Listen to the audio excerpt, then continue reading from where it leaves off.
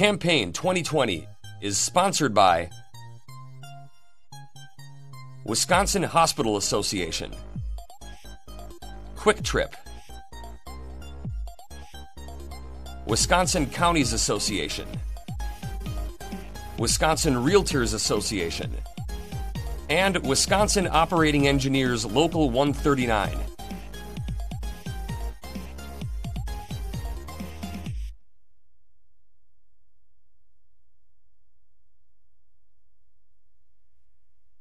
State Representative Diane Hesselbein of Middleton is the Democrat seeking re-election in the 79th Assembly District. The election is November 3. Diane, welcome back to WisconsinEye. Well, thank you so much for having me. It's so good to see you virtually. It's been a long time. I know it has. My first question for incumbents is usually, if you're reelected, top priority next session, please. I would say healthcare. I think obviously we're all in the middle of COVID-19 and what this pandemic has done, not just to the state of Wisconsin, but the entire United States and the world, is a definite priority we have to address. And that's, it's affecting small businesses, taverns, restaurants, a lot of people in school and all that stuff. So we really have to take a hard look at what COVID-19 is doing to our communities. But on that point, I do want to say that the President of the United States knew about this pandemic at the end of January and downplayed it to the American people. I don't know where we would be today if we had a president that believed in science, who believed in masks, if we would be doing much better. But I have to think that we would be. Well, the governor's extension of the face mask was just upheld in St. Croix County Circuit Court. The governor's proposed a 25% occupancy limit. You support both of those, correct? I do. I think it's really important, and I think we know COVID-19 is not going away anytime soon. I definitely feel for all the people in the state that they're just so over the pandemic, but unfortunately, the pandemic isn't over. I have 2 kids in college, and I know I've been spending a lot of time talking with them on how to be safe on college campuses right now, and it's a different time. It's a different college experience, but definitely we need to slow the spread of this terrible disease.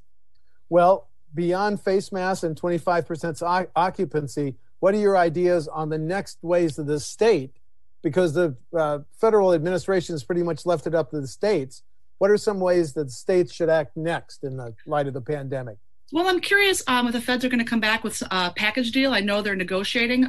President Trump said while he was recovering from COVID that he wasn't interested in coming back to the table. Now it seems that that's changed. Who knows? In a week from now, that might be off the table again. I don't know, but I'm hoping that they can come to an agreement to pass something for the people in the state of Wisconsin. I think what we can do right now is come to the table and pass some help for the Department of Workforce Development and getting them some new software systems, which would have helped with all the unemployment insurance claims that we had. Unfortunately, that computer system is ancient, it's outdated, and it needs to be changed immediately.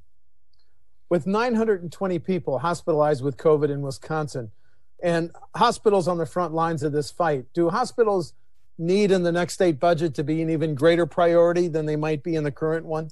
Oh, absolutely. Absolutely. I think they do. They need more ventilator equipment. We need to be respecting. For a long time, it was respecting our healthcare workers. We saw those signs everywhere all over the state of Wisconsin. But now sometimes we're seeing all over the state of Wisconsin people refusing to wear masks to help those very people who are helping our loved ones. That needs to change. And I think that will change with this election. Well, is part of that debate taking the expansion of the Medicaid money? Oh, absolutely. Absolutely. Okay. We should be taking the expansion of the Medicaid money. That would be saving, I think, $325 million if we would take it. Where are you on the Rep. Bourne and the senator capping a bill that says if you're a nonprofit, a charity, or a business, and you followed COVID-19 protocols, you could not be sued over you could not face a COVID-19 lawsuit? Yeah, I think that bill, as I looked at it, was pretty vague. I think we have to protect workers as much as we can. And I think that if people feel like they were unjustly put in front of something that was extremely dangerous, like this pandemic, that they should have the ability to get retribution. As a leader of your party in the assembly, if we're, I'm going to make up a number, $1 billion short in tax collections, and the Federal Reserve just announced that our GDP in the second quarter shrunk by 8%, so its potential, it could, well, okay, if we were $1 billion short and I made up the number, how would you make up that shortfall? Well, first of all, I am an optimist, so I don't think we're going to be $1 billion short. And talking Fair enough. Yep. I think the Fiscal Bureau is letting us know. We're getting those new numbers October 15th. So I encourage everyone to check out October 15th, what those new numbers are for the state of Wisconsin. And then I think a couple things, if we're short, we got to take that Medicaid expansion money. And then the rainy day fund, I believe right now is at $659 million. I think we're taking a strong look at that. How much rainier does it have to get, right? I think this is one of those times that's why it's here. We're in the middle of a pandemic. This happens every 100 years. This is certainly a time when we need to be looking at that funding. Why do you support the governor's plan for a People's Maps Commission to draw the next set of congressional and legislative district lines? So I'm going to be very honest. When I first heard about this, I was pretty skeptical. I am such a fan of the Iowa model. I've seen it work there for decades. And when I was first elected, that was like the first bill that I introduced, right? I was super excited about the Iowa model, making it completely nonpartisan. But then I saw who the governor had on this task force, and I thought, okay, now I can see what they're trying to do, and let them come up with a plan. The Republicans have been clear they don't like the Iowa model.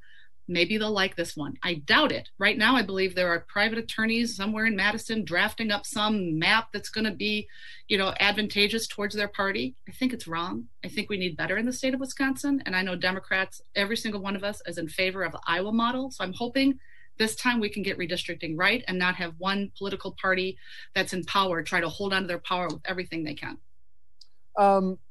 I do this every time I interview you in a candidate interview. Position on medical and recreational marijuana. Well, I certainly think we definitely need medical marijuana in the state of Wisconsin. There are a lot of people that have contacted me that are suffering from different illnesses that could greatly benefit from that. And I think we're ready for recreational. I know when it first came in, Speaker Voss was saying that he wanted to see what Colorado and other states are doing. Well, certainly that's there. The data is there of what they're doing, what's working, what didn't work.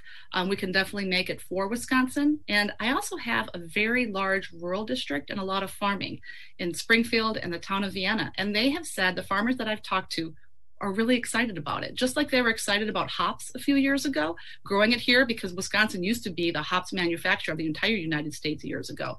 So that came back, and now they're saying, you know what, if we did marijuana here, I think my kids would be interested in farming. I think it might be a better way for us to be farmers. And so I think those conversations have to happen.